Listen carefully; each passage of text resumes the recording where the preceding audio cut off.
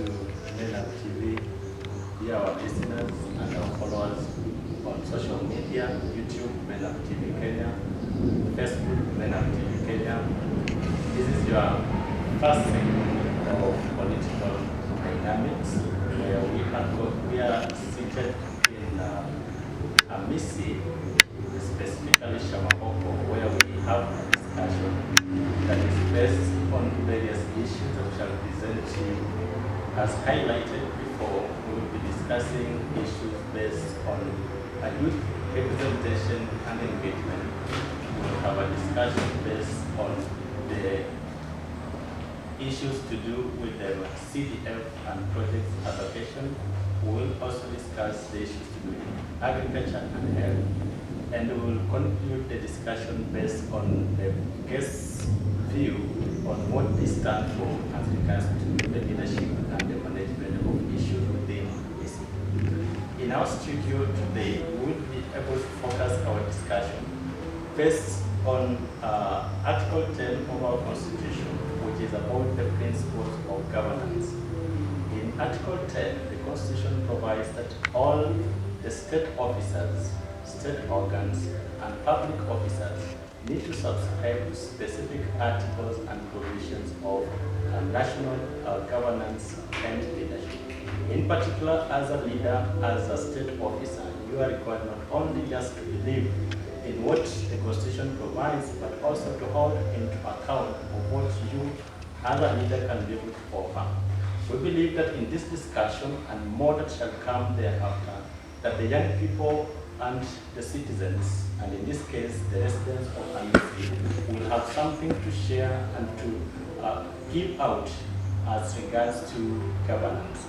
We shall also be able to bring into account that same Constitution, Article 117, on the public participation, requires that all that is done is to be in the offices, but requires that you as a state officer, as you all have, that this is a representation of Hamisi. They are leaders in making, they are aspiring to be leaders, and so they have something to share in our discussion today. We want to welcome all your comments, all your questions through our social media handles. If you have any concern or any contribution to the discussion, we shall be able to sample them live as we carry out our discussion today. In our first topic, we are discussing about youth representation and engagement. And I will give 1 minute the representation here to be able just to hear what is their view concerning the youth representation and engagement as concerns to Hamisi as at now. Let's start. Okay. Some of our youth, they lack leadership exposure. So get some of them come outside, get some of them on the idea, but just idea. So our particularies of the mentor, this leader, this youth, unapata wengi, like they are engaging themselves in initiatives. So like from these initiatives, now like they learn more about these leadership skills. So in your view, do you think we have the right representation as concerns to the activities, the management of affairs within Hamisi? Like you'll get out of 100%, 2% youth. So according to you, we have 2% representation in Hamisi. What do you think is the problem? Perhaps you will share. Like the problem is these leaders, not these youth, because these youth, most of them are well educated. So after these positions,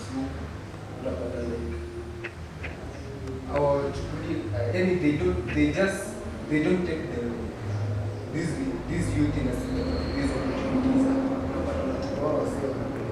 These offices they create retired teachers but opportunity, but these youth and graduate amekaa nyumbani hapa but akiamua kuna mambo after 2 years experience. As a young leader, what is your take as regards to the aggressiveness of the young people from Hamisi? Do you think they are aggressive enough, they have the potential to fight for their opportunities, or we are blaming the leaders for nothing? Like these youth, they have that potential, but utapata the way so utapata these youth have that potential, but these leaders now they are not giving them opportunities. The problem is just with the leaders, not with these youth. Charlton, as a leader, if you are given the responsibility to be in this position as an MCA within the Kisambai ward, do you think you have the right procedure to involve the young people and make them feel comfortable? Because the 2% you're quoting is quite very low. I wish perhaps you would have said 2 out of 10 to have made some good projection. But 2 out of 100 means there is actually nothing happening that is beneficial to the young people. So you as an aspirant, what do you think you are going to bring on table that is going to change the 2%, perhaps we talk of 40 or 50 or so? So like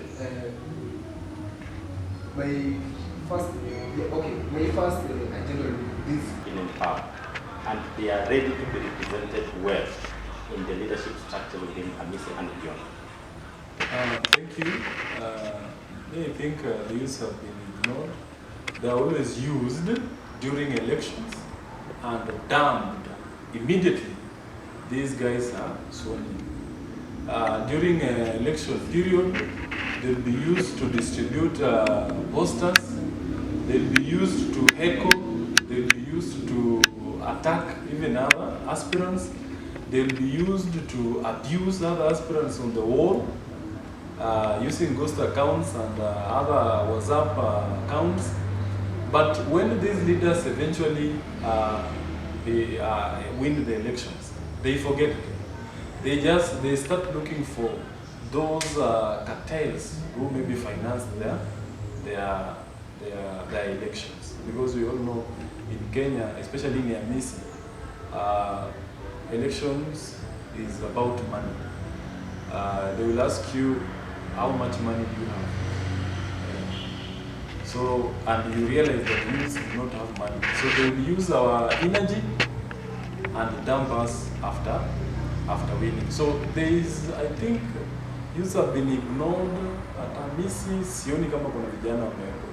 Let's pick it from where Charlton left. In terms of representation of the youth in the offices, let's say the CDF offices, and even the ward administration offices representing the county government within the Hamisi sub-county.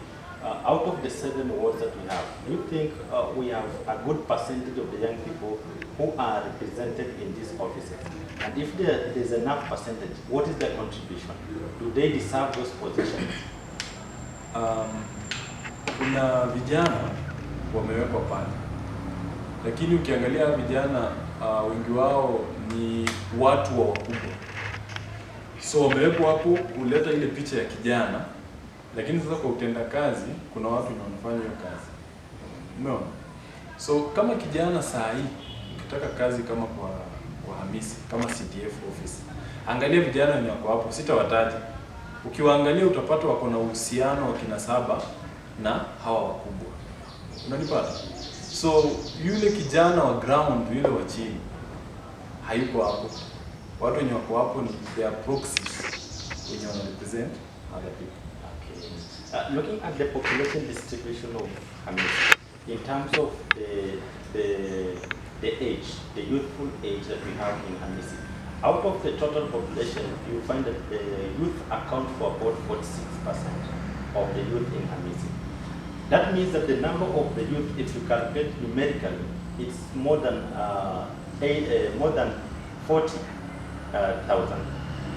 Do you think this number can just be picked from nowhere and have them represented in their offices?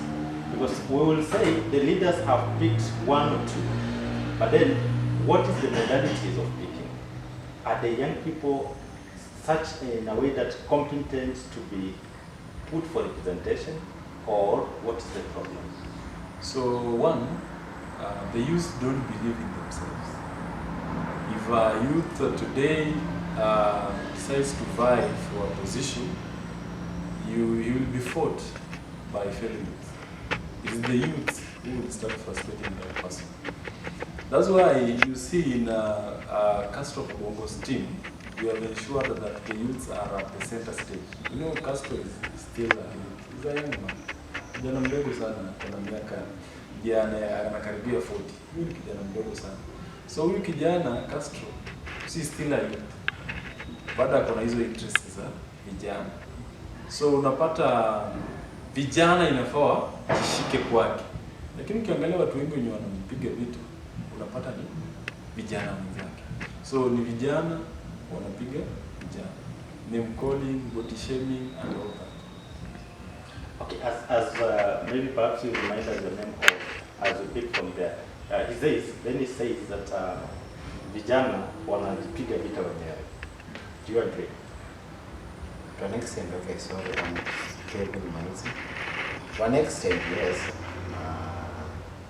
Kubaliana naye vijana huanza wenyewe kwa wenyewe. Kimsingi maybe unajua ukigrow maybe in a village or in a center, kuna wale wanakuja venye unagrow, maybe wanakuangalia as per your family, whatever relatives wanakuwa aligned with that alignment. So when you come up like now I want to be an MC, wanaanza huyu jamii yake nini hivyo, wanaanza pull down. So it means that the youth are fighting themselves. So it then tells us that as much as we are thinking about the youth representation, we still have a problem among the youth. True. How do we sort it out? Like here I'm in for Elfas Boge, talking to him, and there's situations that are affecting the youth. Now I'm still in that bracket of a youth. I did articulate the issues that are affecting the youth, and we discussed with him. Yes, number one, representation. In Amisi, generally, let me talk about Amisi. Amisi, youth representation is very poor. Number two, poverty. To an extent, poverty affects the youth. Number three, internal conflicts between the youth themselves. Then, if I come back now, poverty, the youth. Also, like I mentioned, number four, religion and culture is also affecting the youth in our community. Religion, like this church maybe is, I don't know how it's called, this church? Praise center. Praise center. This is a digital, we may call it a digital praise or whatever, fellowship. And there are those churches or religion that they were there from our ancestors. Yes. So maybe your ancestors were ADC or a PAG or whatever church, then you get at the age of 20, 30, you decide now you're moving to this religion. Already there's a conflict from your own family, there's a conflict. So even if you come with ideas, nobody appreciates, nobody buys your ideas. Already you have a conflict from your family by religion, tradition, and so many other things. Okay, you've mentioned something quite important, though we shall have to discuss it later, about the religion and the way people believe in your upbringing, causing out the issues that we have among the young people. Maybe before we move on, I would want to hear from you, from the representation you're making for Elfas. What do you think your candidate has in mind as regards to representation of the young people? Do you think that he believes that as currently Hamisi is, it is well represented, and in terms of the young people, they have what it takes for them to be able to lead in those particular positions they are in? Yes, my candidate has a positive mind toward the youth. Being that for the first time, or generally, I'm already here representing him and I'm a youth. And I'm already on this platform representing him, meaning he has already given a chance for the youth. Number two, he has so many ideas to empower the youth on the ground. Okay, youth empowerment. Honorable Lusige, Picking from the same point, what is your plan as an aspirant to ensure that youth representation is given priority and that they are also well empowered? Yeah, the issue of youth and maybe youth empowerment, representation is quite a complicated issue, and it is all over discussion from maybe the national government, county government, and all levels of governance. But now, myself as an aspirant 2027 Hamis constituency, I'm trying to look at it in a different way. I'm trying to maybe veer off the issues the representative of my colleagues are bringing in about. They are basically complaining about the youth and how the youth are not maybe performing to the expectation. But now we are living in a society that has given people leeway to think traditional. As in, for example, I was trying to share something about handouts and empowerment. The issue of handouts in our society has really brought us many problems. And talking to the community, the Hamisi populace in general, I would want us to evaluate ourselves and think about the effects of handouts to our generations, the effects of handouts to our development, the effect of handouts to our general living standards. Whether the handouts have changed this society or have basically made this society to go diving into various socioeconomic issues. In my view, we have practiced the system of handouts for a longer period of time, and in my campaign trail, I'm trying to reach out to the youth and trying to explain to them the reasons as to why they should take up their respectful places in this society. Why? The youth claim that they are all learned, they are all well informed, and the reason as to why they think they should be fighting or they should be given opportunities is because they are learned and maybe perhaps they are informed. But I usually challenge them and tell them that learning or being learned and being informed is not everything. You should now come in to place, demonstrate that actually your learning has given you a various. Let us go for 6 skills. Try to explain to our mothers and fathers the evils that have been there in our society and the things that we don't want practiced. For example, you saw recently the Gen Z demonstration. It was all about socioeconomic injustices, but I've come to realize that I really doubt that the Gen Zs and the youth in particular really were for the issues that were being attacked.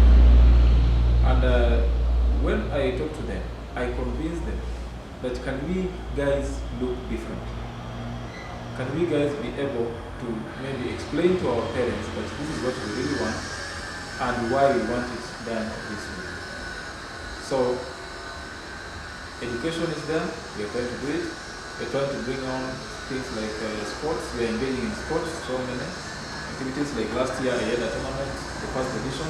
This year I'm doing it again. It is not about prizes, I even talk to them. It is not about what I'm gaining or what I'm benefiting. It is all about engaging the youth and trying to seek the way forward for our society. Okay. Maybe before I allow him to say something, perhaps you also give us the percentage score for the youth representation in Hamisi, in different offices that you have in Hamisi. Do you think we have the right percentage for the young people in those offices? Maybe I say 30%, but I may say it is not enough or it is enough. Or maybe we need to do better in that, because we always articulate, we always try to encourage youth leadership because we want the youth now to bring on the best part of their brains into the existing systems. So if we happen to push it to 50%, we cannot say we want to occupy 100% of the office works or jobs that are existing, because we also need that part of the experienced fellows. So we can maybe push it to 50% and leave the rest to the more experienced group.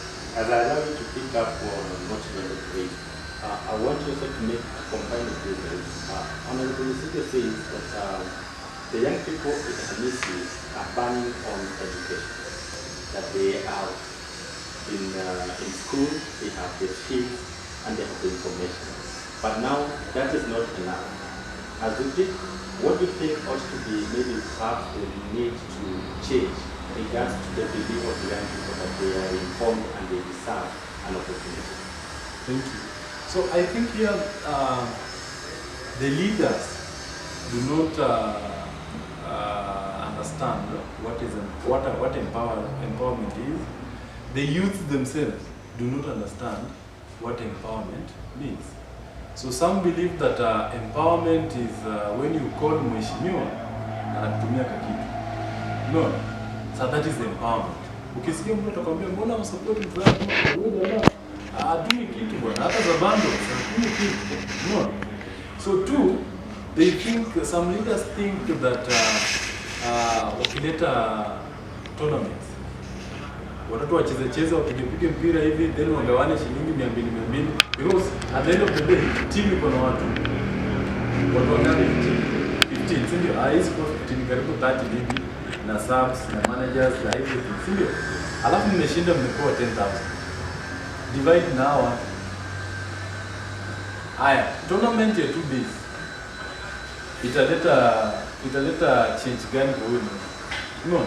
So the perception pia, tournaments zimetumika for political minded. That's why umeona Kabongo amebadilisha mtazamo huko instead of kwa kuna mama mwingi kubali watu kuna mama wengi wangeleta huko at least in the create employment. So unapata these youth wakishakoleza this hata mwambie shule hata encourage them mwambie kuna this scholarship kwa hapa amwapi msigo alileta scholarship akaambia wanafunzi wakuje wa register and then waende wasome huko. So you'll get this youth akiambiwa about this scholarship kwa mzazi na anamwambia na sasa utafute pesa usomeshe mdogo wako hapa. So unapata huyu kijana anamaliza form 4 anatoka na shahada. No. I would simply at you, through the scholarship, through this God, I want us to address the issue Dennis now raised, that after the landing, they go to Nairobi. How do you break that? Okay, like, how do you encourage them to stay in Hamisi? So, the only thing I'll do is just by just encourage. Wakishamaliza form 4 na waita, like you talk to them and then like hata sioni jingine kwa address because ukiangalia ukivi ni the only option yenye wako nao ni boda peke yake. This youth acha nikwambie tu kweli. This youth wakimaliza form 4 there's no way you can encourage you msoma mbele shuleni and yet nakwambia the problem ni wazazi. Yeah, grassroots wazazi. How no pressurize our youth. So like wakimaliza form 4 mimi nilikuwa nataka like wakimaliza form 4 unaweza unaita hao youth ilitoka this one wakimaliza form 4 this part ilitongaje the one wanaenda na logbook hizi. So that is the how unaweza washika hapo au youth utawashika hapo. So like hiyo ndio time sasa kuongea about scholarship. The more wameshaanza kushika do, there's no way utambia huyu youth ende shule. There's no way utaencourage youth akayapa hivi kijijini na yeye tuko Nairobi anasema kuna anaweza ende aso luko. No, the only way ni kuita youth at least muongee nao kuhusu about this scholarship. Kama kuna scholarships ziko zote kama ni anyone akuili kwa support. So like utapata like hata kuchukua 20% of this youth uwapeleke huko, at least ukome reduce that cases. Okay. Just speak from there and give us your understanding about empowerment. empowerment, takubaliana na my friend hapa is that most sort of lay on tournament. No, most of these aspirants wakifikiria wanataka ku empower the youth, they come out with tournaments. And if I may ask Mr. Mheshimiwa here, amefanya tournament ya kwanza precisely last year, maybe he's planning to do another one this festive. How many is already on? Yes. How many best goalkeepers or best players from the last year's tournament did you even take to any academy across the country? So meaning, my point is, our aspirants wanatumia our youths just for political games. Let a tournament to sell your name. Actually, the tournament iko nani? Ni Lusige, ni Castro. Yes. The tournament to sell your name. But okay, they are best goalkeeper there. There's a best player. Kuna academies, ndio. From academies, then from nationals gonna pick out best players from these academies. Mimi nataka tu mtu any person within a misi, if I may be specific. Mwenye ashawahi chukua any youth akapeleka kwa any academy. Na ukweli tunamuona somewhere in the best teams either in the country or out of the country. Never. Number 2 was okay, kuna mmoja ameniambia. Kuna mmoja huyu alichukuliwa na Castro. Sio na thank you. At least one. Goalkeeper. At least one. Player. A goalkeeper. You see, at least one. After almost 20-30 years, So at you are least saying- one. So he's saying that Castro is doing a good job. Yeah, I salute for him Yes, for thank that you. one he scores. At least one. Now, speaking as Elfas, things to do with tournaments, we discussed, okay, tournament, this like the point alikuwa nayo that okay, you bring us a tournament, say the best winner goes with 50 or 20,000. This after a year, 20,000. These people are about 20 plus players on bench, but subs or whatever, coach, a couple manager. In fact, hata wako na shabiki, they are doing a job. So hii pesa hata ukawapea 100 uja wasaidia. In fact, hata watapigana. Au we are na mimi ndo nilicheza, nilifunga mabao mingi, mimi ndo nilibeba team, so inaleta another conflict. Empowerment. Mimi what I think our leaders should be doing or should do, bring projects, income generating projects. Like my colleague anasema hapa, kijana akimuuliza form 4 things of going to Nairobi. Okay, devolution ikirudi nyuma. Hiyo ndio kitu nashukuru mzee. Alifika mahali akasema hapana, majimbo hizi. Before ikuja watu waichukulie positive, watu watu sasa wanataka kupigana, anasema kila mtu kwao. Ikaleta issues, but it was a positive move. So devolution came in, mtu after form 4 tafuta kibarua kwa county. Ama hii empowerment nasema income generating projects. Chukua vijana 10, vijana 20 wa form a group. Poultry farming in fact imepeak. Like hapa in Amisi we have an institute hapa. Kaimosi iko complex. CTTC, CFCK, nini complex. Hao ni wanafunzi, hao ni watu wanataka mayai. Hao comrades most wana rely on hizo mayai nini.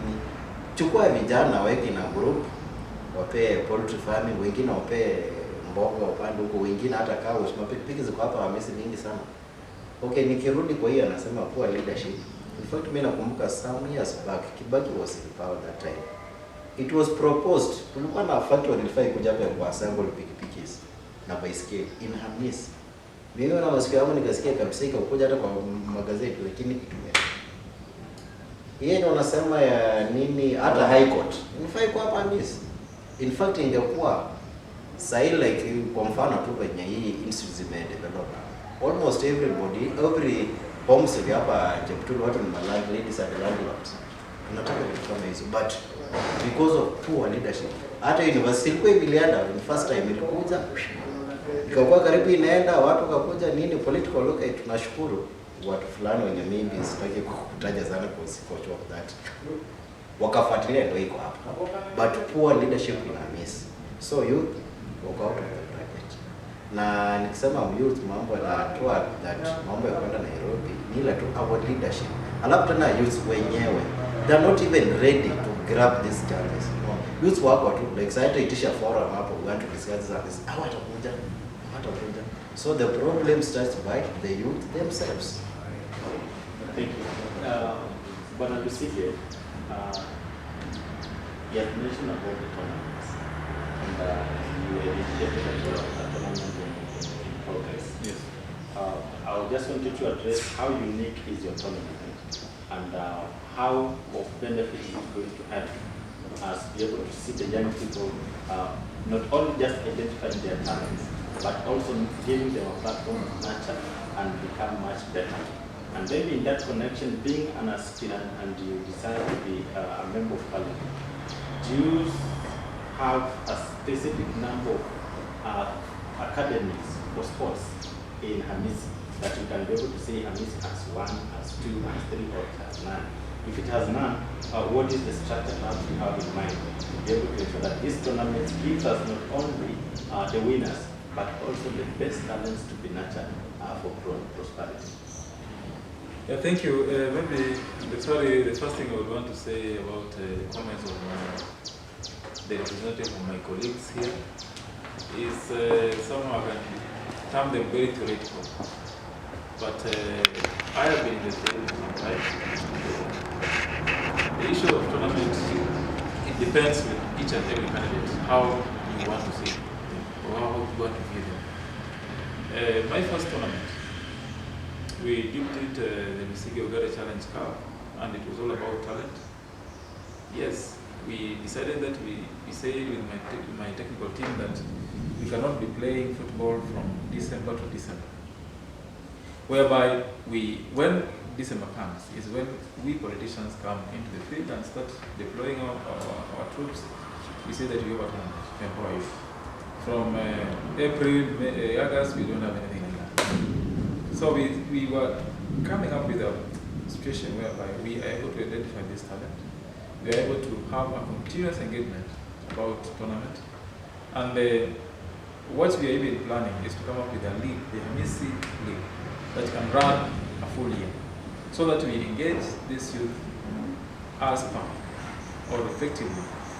While engaging them the full year, we are able to invite other people on board, the stakeholders in football and in sports, to come and identify very special talents in our midst, within our midst, so that we can find one or two youth going to maybe to play somewhere else. That becomes a motivation, because those youth that are now becoming professionals, they are able to benchmark and see that yes, indeed, this guy was here and today he is there.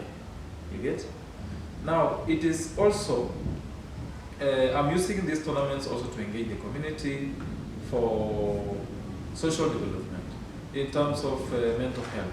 We have a big problem about mental health in our country at large, in our county, in our society, let me just say. Because we have had a series of murder cases. You see a murder case between a mother and a child, a mother and a father, or a child to a child, murder cases. These are mental issues that now arise between the youth coming out and getting temperamental, frustrated because of the current economic situation in our country. Now, we as the lower cadre leaders, we are supposed to come up with remedies on how can we mitigate these special cases that culminate to maybe crime in our society. So my tournament is not for political mileage.